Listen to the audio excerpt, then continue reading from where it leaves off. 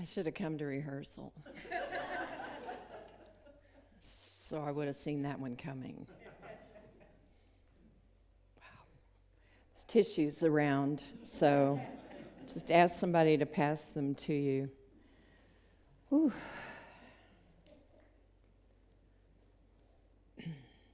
I don't know if you saw the title of the talk.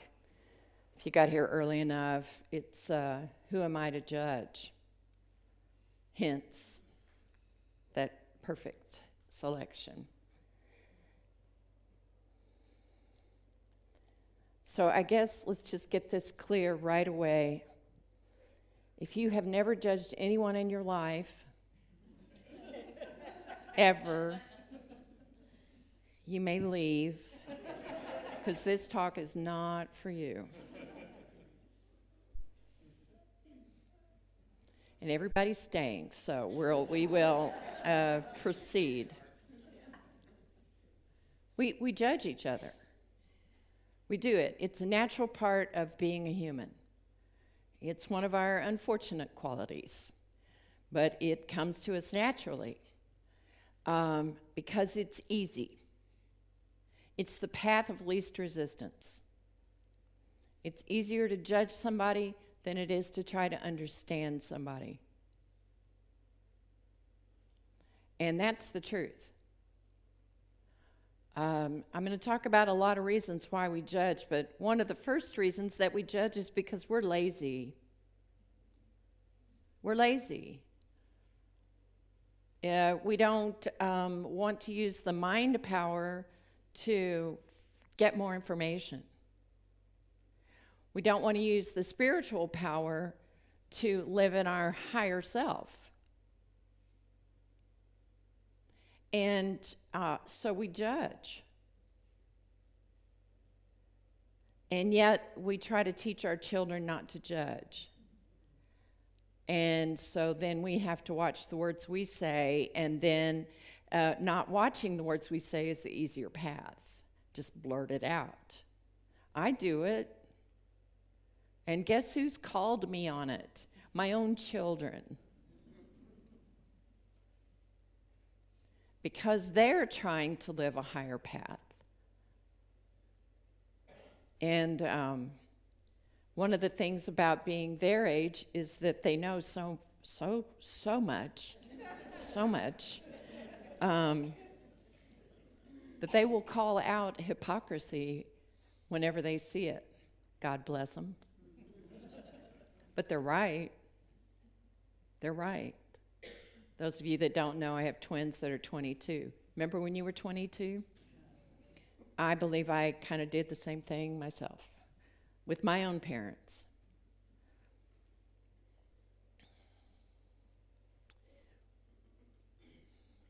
We usually judge other people because we want to feel better about ourselves, don't we? We wouldn't admit that in the moment.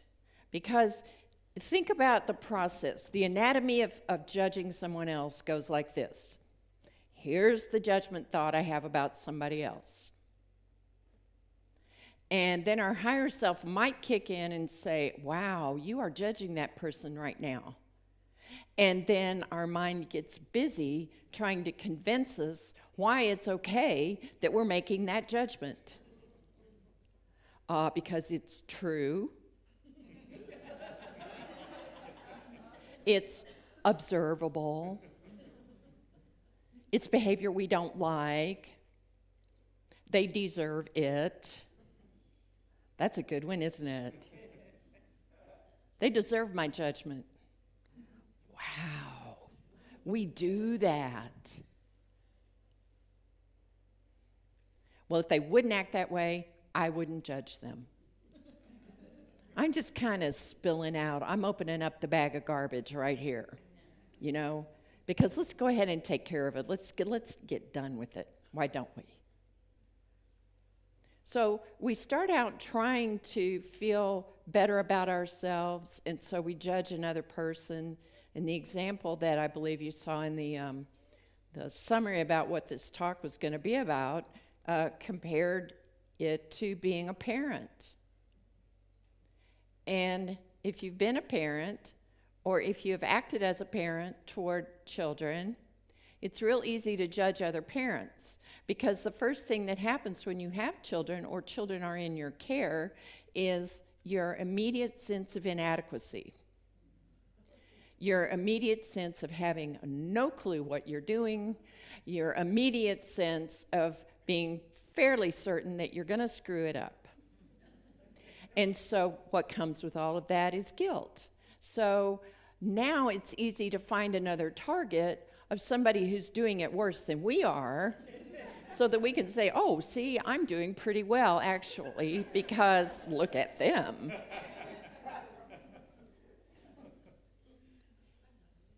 So we can apply that to any situation in which we judge people. I'm judging that guy on the street corner because, by God, he could go get himself a job. I've got a job. Oh, man. We're a mess. We're just a beautiful, imperfect mess. Because we all do this. Why am I talking about this in church on a Sunday?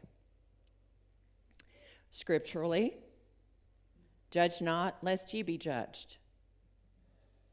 How is that for some King James language for you?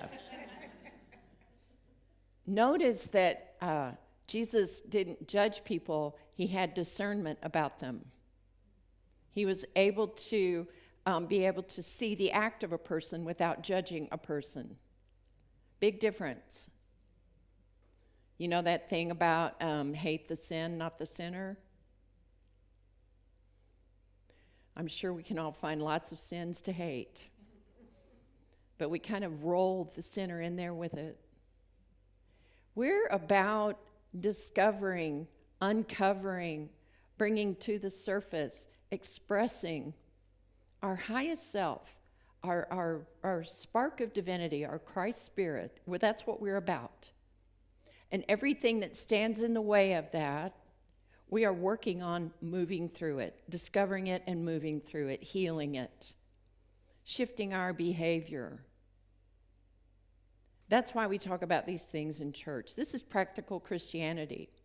If you just want somebody to tell you what to do all the time, there's another church or 2 or 17 out there for you. But we challenge ourselves here to take that honest and fearless look inside ourselves to say, oh yeah, I do that. But the same spirit that is longing to express through us, as us, is also available to help us heal those places in our lives where we're less than ideal in the way we would like to behave. Because you know when you judge, you have that little bit of guilty pleasure for just a second, and you go, ooh. Maybe I wouldn't have wanted, people I admire the most to have heard me say that. And I'll tell you, one of the things that we're starting to do in our Wednesday night class, we have some accountability with each other so that we can lovingly assist each other when we catch ourselves in icky behavior. Let's just call it that. I could call it other things, but in church, we're going to call it icky behavior. We judge other people usually because we have some kind of buried shame in ourselves. And if we can see somebody who's doing things worse than we are, more unenlightened than we are, because we're really smart spiritual people. If we see somebody not doing it in the most enlightened way, it's usually because we've got something in ourselves that's not quite healed. Something that we're ashamed of in ourselves. And shame is so toxic. You know it is. We've been talking about it.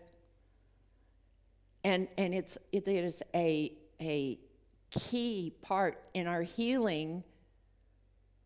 Our judgmental nature is to acknowledge our own shame. Now, just as I will say that there are medical advances that make it much easier for us to be treated than, say, 50 years ago, there are also psychological, psycho-spiritual ways for us to be healed that are more advanced than they were 50 years ago. So let's take advantage of those things. Let's find those ways that we can identify where we feel ashamed. So one way you can do that is when you judge somebody, turn right back around and say, wonder what it is I'm carrying around that made me act like that. I wonder what area I have not yet healed in myself that I feel the need to have an ugly thought about somebody else. Because our ideal would be to be generous with all people, all the time, everywhere. A generosity of thought. We're going to talk about that next week.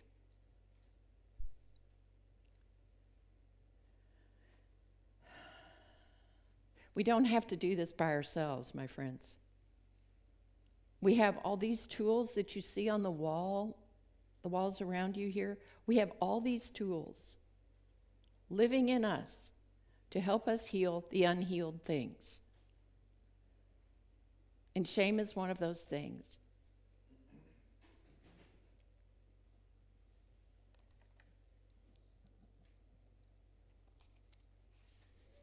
Brene Brown says, staying out of judgment means being aware of where we are, the most vulnerable to our own shame, our own struggle. The good news is that we don't judge in areas where we feel a strong sense of self-worth and grounded confidence. So the more of that we build, the more we let go of judgment. Do you know one of the reasons that we judge people is because we don't have all the information and we think we do. We don't know what any other individual is going through at any particular point in their lives. We don't know what their history is. We don't know if they had an argument with their beloved earlier in that day and that's making them a little more interior and a little more disagreeable. We don't know. We don't know somebody's history. And yet we will jump in there and decide that we know. Decide that we know and make a judgment about it, and we have lost the opportunity to be close to another human being. And as you feel guided, you may want to say to that person, how are you doing today? Is there anything that I can do to support you? You know, that is a really good question we can ask somebody without assuming anything. Is there any way that I can support you today? And then if somebody asks you that question, you have the opportunity to say something other than, oh, no, I'm fine. I'm just fine. I'm really fine. I'm great. I'm just great. No, I'm fine. See ya. So we have the opportunity to take advantage of people who would support us. And we have the opportunity to say, is there anything I can do to support you today? Or sometimes just a loving touch, a hug if they're open to it. A way to make them smile. You know, you sang about the guy on the street corner. Sometimes I don't make eye contact with them because I don't want them coming to my window. But sometimes I do make eye contact with them because I want them to know that somebody sees them. I don't have to give them anything except a loving glance to say there's another human being who's struggling. We could do that. And then if they come to your window and you don't want to deal with them, don't roll it down. Think about it this way. When we judge somebody else, does it change them? Not one bit. If we don't judge somebody else, does it change them? Maybe. and maybe not. But maybe if they felt something coming from us other than judgment, it might open up a space in them to know that they're loved. I'll tell you this, if you judge somebody else, does it change you? Yeah, it makes that little place that's expansive in you kind of just shrink right down. If you don't judge someone else, does that change you? You betcha. It sure does. So how do we do this? How do we do this when we have judgment about another person? And don't kid yourself.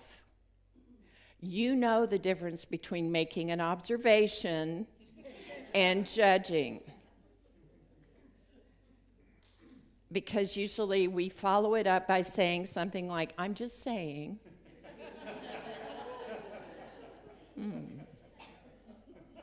Or, now I'm not judging, but.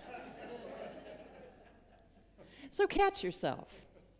Catch yourself and just go, wow, I just judged that person so hard. I didn't have to say a word. It was all in my own mind. I made up the story. I made up their backstory. I decided what they're like, and I made a judgment about it, and I have totally shut myself off from that human being. That's the Jesus way, isn't it? What would Jesus do? Not that. Not that. So just stop yourself and say, oh, yeah, okay, I just made a judgment. Maybe there's more to the story than I can currently see. Just maybe. You say, wow, I do not want to live that way. Forgive my unknowing self so that I might live fully and clearly.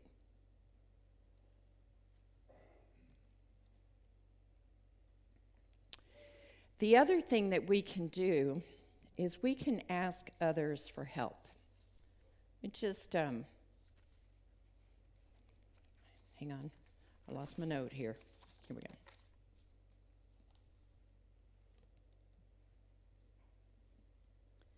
Have you ever asked for somebody's help and felt them judge you about it?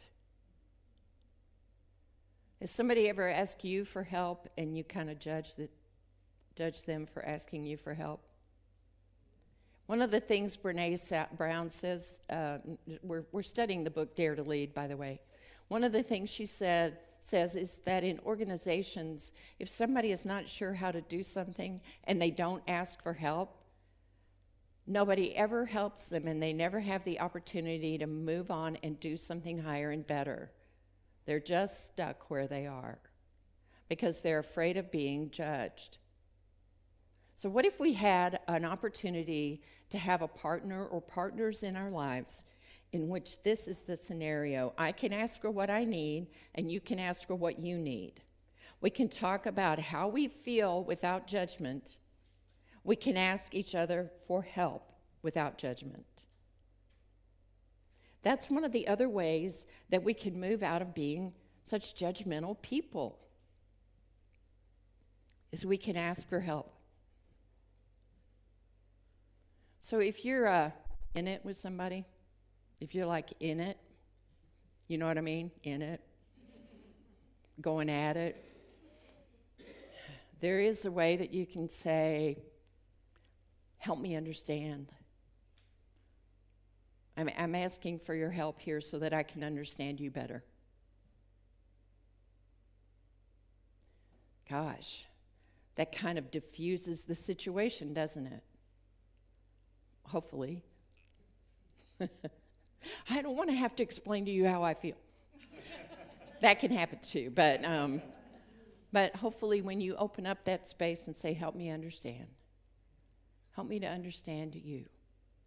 Help me to understand what's hurting you right now. You know, I started my career as a woman in my 20s, you know, when you're climbing that career ladder. Back in the time that was just post-women's movement, Bella Abzug and Gloria Steinem. And so women in the workplace were trying to act like guys, because that's the way women thought they had to get ahead, was to act like men. Yeah, padded shoulders. Yes, yeah. Thank you, Mike. I saw that. Yeah, padded shoulders, man. We were squared off.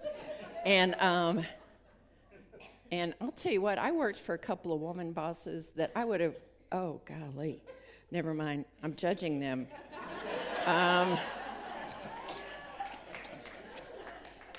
had a really bad experience. And if I look back, I bet the more to the story is that they were scared to death. And so they had to be tougher than they had to be in order to be perceived as proficient and professional. And man, that was not a safe place to ask for help. But had it been, and I could have said, I am not performing well in this part of my job. Please help me to do it better. Show me how to do it better. And I could have asked that question without being judged. The ideal response would have been, oh, I see you're struggling. And I need the numbers to look better too, so let's help each other out.